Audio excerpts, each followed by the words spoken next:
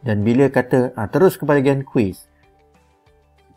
So tengok kata kat sini 3 minit 30 saat, dia terus kepada 3 minit 30 saat.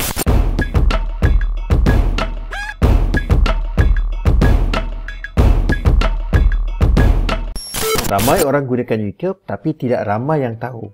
Terutamanya guru-guru menggunakan YouTube ini, kita boleh pecahkan bahagian-bahagian dalam video itu kepada beberapa bahagian yang kecil lah. Maksudnya daripada satu video sepanjang 5 minit tu, kita boleh pecahkan kepada 10 bahagian mungkin.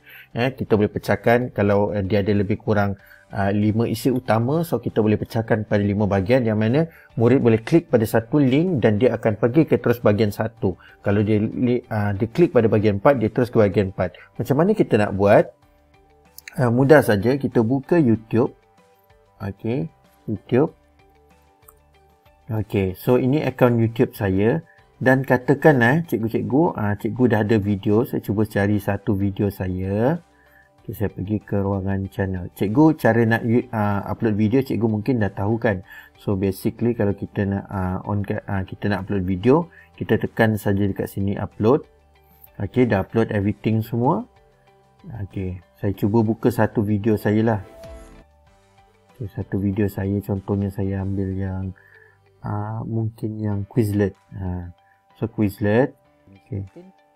Okey, dekat Quizlet ni cikgu boleh pergi ke bahagian edit video. Cikgu pergi bahagian edit video. Okey, dekat bahagian edit video ni, cikgu dekat bahagian description, cikgu boleh letakkan minit. Contoh 1 minit 0 adalah pengenalan. Cikgu letakkan minit tu macam cikgu letak minit lah. Maknanya cikgu kena alert. Okey, contoh kalau cikgu ajar tentang proses sains. Okey, dekat mana set induksi, dekat mana pemula, tengah dengan hujung. Tengah tu mungkin aktiviti. Mungkin ada 3 aktiviti. Satu, tonton video. Kedua ialah melihat nota penting. Dan akhir sekali ialah quizzes. So cikgu boleh, ataupun quiz, ataupun soalan. Jadi cikgu boleh pecah-pecahkan lah macam saya. Okey, mungkin minit kedua 51 ialah simulasi. Okey, mungkin minit ketiga 30 adalah quiz. So kita dah bagikan. Ni sebenarnya kita namakan chapter. So bila cikgu dah selesai, cikgu tekan save dekat video cikgu tu. Okey, so kita pergi ke video ni semula. Cikgu boleh buat satu flashcard digital. Okey, kalau cikgu tengok dekat sini show more, so nanti murid kita senang nak rujuk. Bila mereka rujuk, nanti mereka boleh tengok saja dekat minit-minit ini. Jadi dia boleh buat pautan pantas. Dia tak perlu tengok video panjang-panjang, dia terus pergi ke bahagian yang dia nak. Contohnya pergi, dia tekan satu ni, cikgu tengok minit ke atas ni. Terus berubah ke minit ke 1 Dan bila kata terus ke bahagian quiz.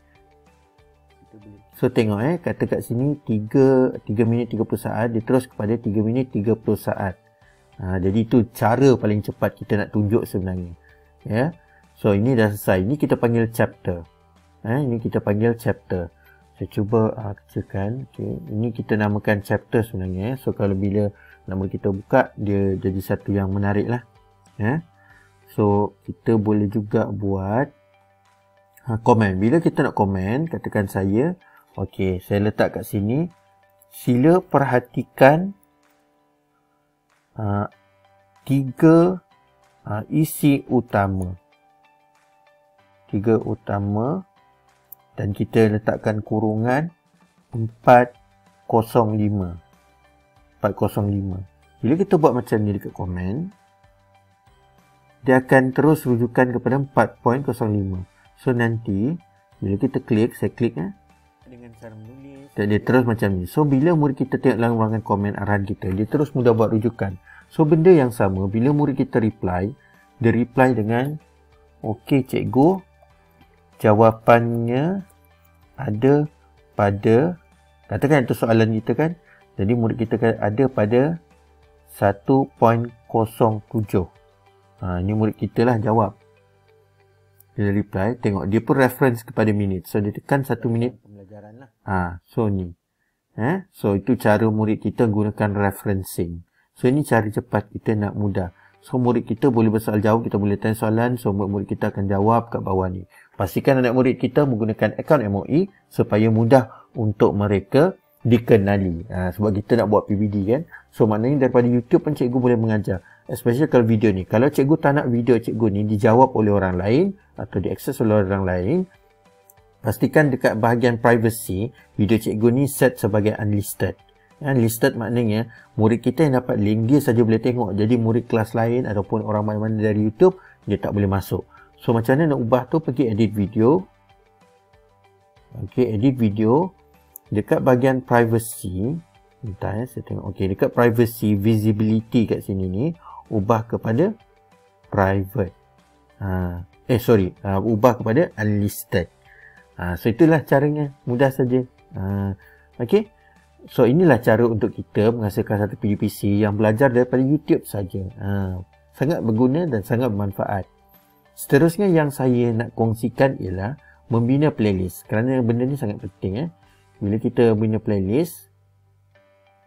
Okey. Right, saya kembali kepada video asal kita tadi. Okey.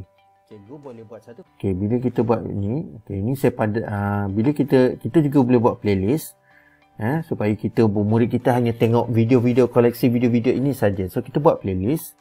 Tuan saya letak save kat sini So buat playlist, saya kata video ini semua video aplikasi belajar. Okey, right.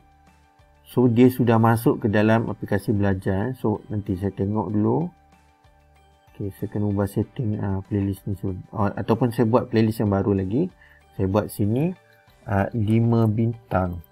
Okay, privacy dia saya letakkan sebagai unlisted lah. Maknanya anak murid kita saja boleh akses. Unlisted. Dan saya cuba lagi cari satu lagi video. Cari satu lagi video.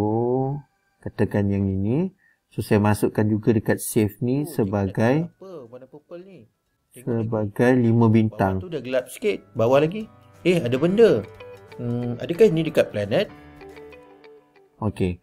So kat mana kita nak cari playlist tadi? Kita dah masukkan 2 video. Kita pergi ke bahagian baris 3. Okey, kita pergi bahagian 5 bintang. Dekat sinilah playlist ni sudah ada, cikgu-cikgu So sangat menarik kan? So bila kita dah ada playlist ni, cantik lah.